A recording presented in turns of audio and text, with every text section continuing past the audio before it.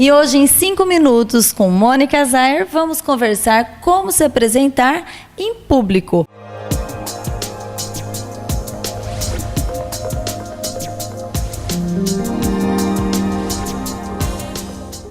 E eu estou aqui com a Mônica novamente. Mônica, é muito bom sempre suas dicas nesses 5 minutos. Esse quadro está realmente arrasando, viu? Muito obrigada. Eu que agradeço. Fico feliz se a gente está conseguindo passar as informações aí de acordo. Sem dúvida. Agora, a gente sabe que a expressão corporal é um dos fatores muito ou mais importante numa apresentação em público, seja para 1, para 10, para 1000 pessoas, não é? Quais são suas dicas? Como se comportar ou ter esta expressão corporal adequada? Se você está falando em público, o que as pessoas esperam é que você tenha uma certa aproximação da expectativa que elas criaram, né?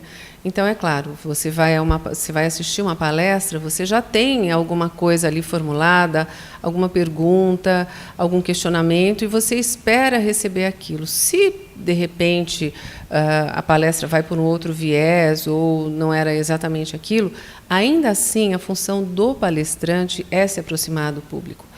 Então, qual é a postura adequada? Em primeiro lugar, quando você tem segurança naquilo que você fala, dificilmente você vai transmitir alguma coisa que não seja agradável para o público, a não ser que você não goste de falar em público. Então, aí, essa questão da segurança também fica comprometida.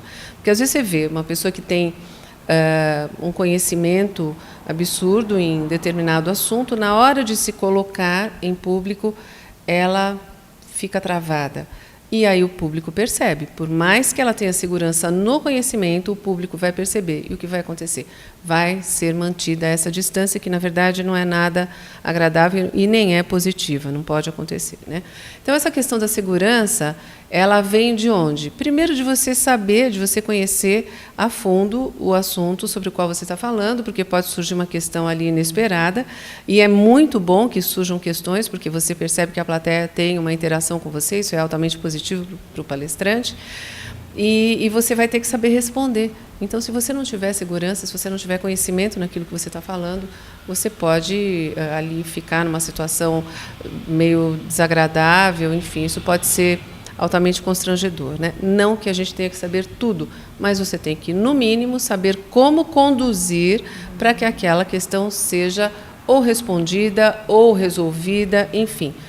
Você tem que ter uma presença de espírito para saber como se colocar diante de uma situação assim, né? Então, eu acho que o principal ali é segurança. E quando você está seguro, você gosta de falar a respeito do assunto. Então, você vai estar relaxado, e isso vai fazer com que a sua imagem seja uma imagem agradável à presença daquelas pessoas, né?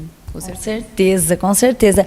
Agora, por que a apresentação em público ainda é um dos maiores medos, né, do ser humano, se não for o primeiro medo? Olha, eu tenho para mim... Bom, eu adoro o microfone, como você, a gente sabe disso, né? Então, mas dizer que a gente não fica receosa, é claro, eu acho que se não tiver aquele friozinho na barriga, como se fosse a primeira vez, parece que para você não existe tanta valorização. Então, a gente fica mesmo receoso, por quê? Porque você se preparou para aquilo, porque você imagina que as pessoas estejam buscando alguma coisa que você possa oferecer, né? Então, em primeiro lugar, voltando à questão da segurança, ainda que eu esteja segura e que eu seja conhecedora do assunto sobre o qual eu vou falar, existe a expectativa do palestrante em relação à plateia. O que eu vou encontrar? O que essas pessoas esperam, né?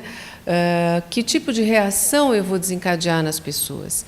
Então, esse certo receio é que pode trazer um medo para a pessoa que está falando em público. Mas eu acho que é tudo uma questão de hábito, né? Cada plateia é diferente. A gente ouve muito isso dos atores, eles vão se apresentar, existe um espetáculo teatral, para cada plateia eles têm um feedback de cada plateia, porque cada plateia tem uma reação. Então, esse tipo de medo a gente tem, mas é um medo que, na hora que você está atuando, na hora que você está já interagindo com a plateia, passa. O que não pode é uma pessoa que não gosta de falar em público, que seja imposto a essa pessoa que ela fale em público, porque aí ela vai travar. O conhecimento do público, né, do público-alvo, em relação ao assunto que você vai tratar, é de extrema importância. Em quais níveis? O nível de educação, o nível cultural ou a faixa etária? Eu acho que tudo isso tem que ser levado em conta, né? Por exemplo, eu tenho que adaptar a minha linguagem. Se eu vou fazer uma palestra para executivos, eu tenho que usar uma linguagem que seja condizente com o nível de conhecimento deles, até para que eles não se sintam desvalorizados. É muito comum a gente perceber, às vezes, algumas pessoas falando em público, tudo no diminutivo, tudo com algumas expressões ali mais caseiras. A pessoa que está assistindo, as pessoas que estão assistindo, se sentem diminuídas. Tipo assim, nossa, será que a pessoa acha que eu não vou entender o que ela está querendo dizer? Então, você precisa tomar cuidado com o nível da plateia, o nível de conhecimento da plateia, para que você não também crie algum constrangimento, que as pessoas não se sintam diminuídas. Por outro lado, se eu vou conversar, por exemplo, com adolescentes, eu tenho que ter uma linguagem um pouco mais descontraída. Isso não significa que eu deva usar a linguagem deles em 100% do tempo, porque eu me tornaria uma pessoa despersonalizada. Né? Eu corro até o risco de cair no ridículo ali, porque a idade não é condizente. Se eu vou falar com pessoas mais descontraídas, por exemplo, outro dia eu fiz uma palestra onde a maioria das mulheres não tinham uma ocupação fora de casa. Então, elas não tinham uma ocupação profissional fora de casa, mas eram mulheres informadas, que assistiam telejornais, que procuravam se atualizar através de revistas, de jornais. Ainda assim, elas têm um conhecimento específico, mas eu tenho que ter uma linguagem mais light, porque são pessoas mais próximas. Então, são pessoas assim que não exigem um grau de formalidade. Isso não significa desrespeito com a plateia, muito pelo contrário. Algumas expressões jamais são usadas, né? E algumas atitudes jamais são tomadas também.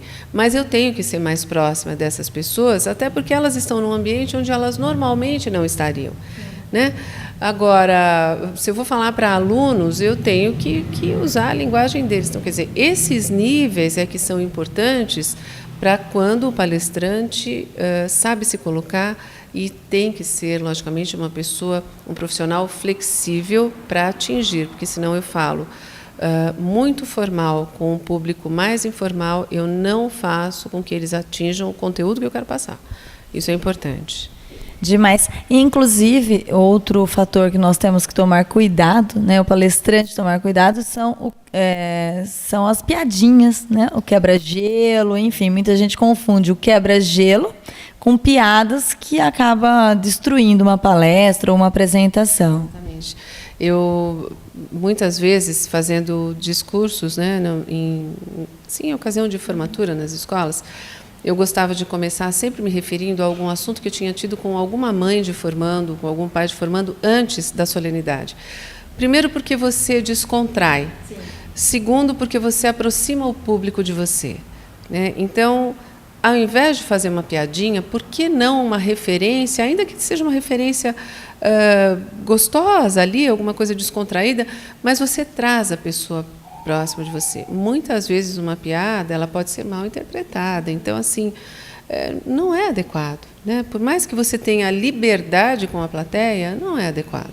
Com certeza. Mônica, todo ser humano tem inteligência, pode trabalhar a inteligência emocional. Então, todo ser humano, homem, mulher, enfim, qualquer um, pode sim falar em público? Em princípio, sim. Eu acho que... Agora, eu entendo que a primeira questão é, você gosta? Porque se você não gostar, não adianta.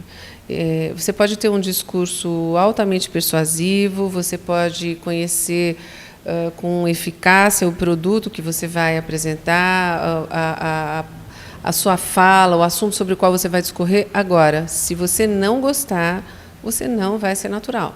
Né? Vai ser aquele palestrante que fica o tempo todo com a mão no bolso, o tempo todo de braço cruzado. Por quê? Porque a pessoa não está à vontade. Né? E aí não dá para a gente dizer é errado. Não, não é errado, porque a pessoa não está se sentindo à vontade naquela função. Então, para você falar em público, é necessário que você goste, não tem jeito. Né? E aí, havendo a necessidade de falar, quanto mais natural você for, mais as pessoas vão se aproximar de você, com certeza.